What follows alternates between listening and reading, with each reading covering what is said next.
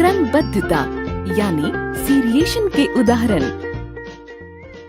तो बच्चों, पिछली वीडियो में आपने जाना कि वस्तुओं का क्रम क्या होता है।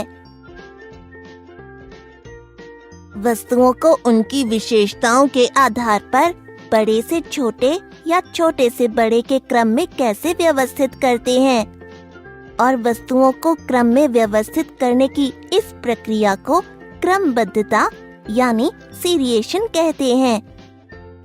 इस वीडियो में हम देखेंगे क्रमबद्धता यानी सीरिएशन के कुछ उदाहरण, जिनमें हम अलग अलग व्यक्तियों और वस्तुओं को उनकी विशेषताओं के आधार पर क्रम में व्यवस्थित करेंगे।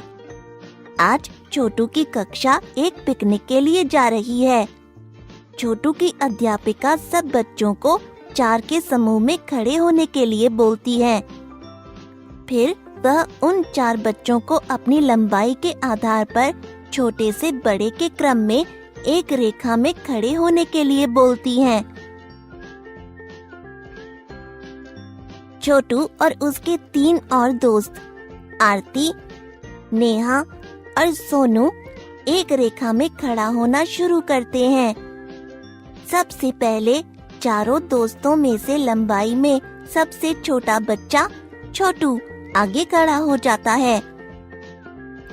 उसके पीछे उससे लंबी मगर बाकी से सबसे लंबाई में छोटी नेहा खड़ी हो जाती है। नेहा के पीछे सोनू खड़ा हो जाता है। फिर अंत में आरती सोनू के पीछे खड़ी हो जाती है, मगर सोनू बस यह देखता है कि वह नेहा से लंबा है और यह नहीं कि आरती सोनू से लंबाई में छोटी है। तो बच्चों, क्या छोटू और उसके दोस्त छोटी से बड़ी लंबाई के ठीक क्रम में खड़े हैं? छोटू और नेहा तो ठीक क्रम में खड़े हैं, पर सोनू और आरती सही क्रम में नहीं खड़े।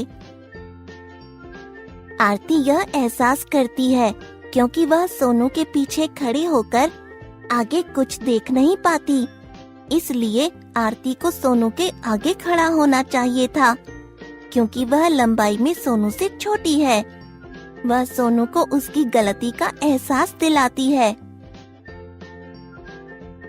सोनू, तुमने बस यह देखा कि तुम नेहा से लंबाई में बड़े हो, मगर तुमने यह नहीं देखा कि मैं तुमसे लंबाई में छोटी हूँ।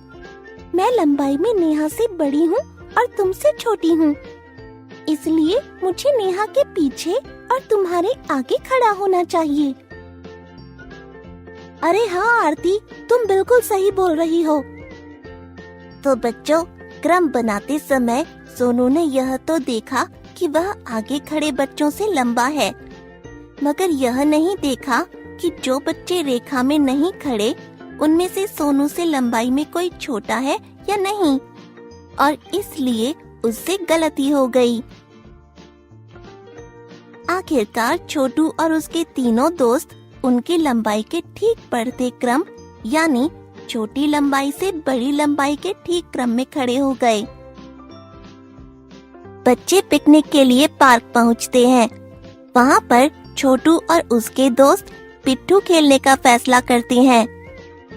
सबसे पहले आरती और छोटू पत्थरों का उनके बड़े से छोटे आकार के आधार पर एक ढेर बनाना शुरू करते हैं। इसके लिए आरती आसपास से 4 पत्थर इकट्ठे करती है। फिर वह सबसे बड़ा पत्थर सबसे नीचे रखती है। बाकी के पत्थर रखने के लिए वह छोटू की मदद मांगती है। छोटू, अब जो बाकी 3 पत्थर रखे हैं, उनमें से सबसे बड़ा पत्थर इस पत्थर के ऊपर रख दो।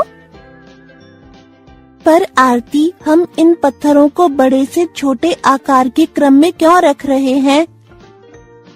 अगर हम छोटे आकार के पत्थर पर बड़े आकार का पत्थर रखेंगे तो वह गिर जाएगा, क्योंकि उसका संतुलन बिगड़ जाएगा। देखो, ऐसे। इसलिए हम नीचे बड़ा पत्थर रखेंगे और उसके ऊपर उससे छोटा, जिससे सब पत्थरों का संतुलन बना रहे। ओ अच्छा, अब जो 2 पत्थर बचे हैं, उनमें से सबसे बड़ा पत्थर इन दोनों पत्थरों के ऊपर रख दो। यह लो आरती, और अब यह आखिरी पत्थर भी रख देते हैं।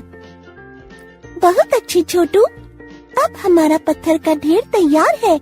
चलो अब पिट्ठू खेलते हैं।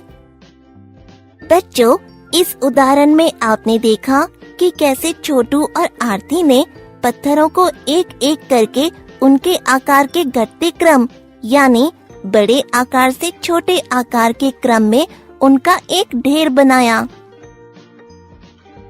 तो बच्चों, क्रमबद्धता यानी सीरिएशन के उदाहरण देखने में मजा आया ना?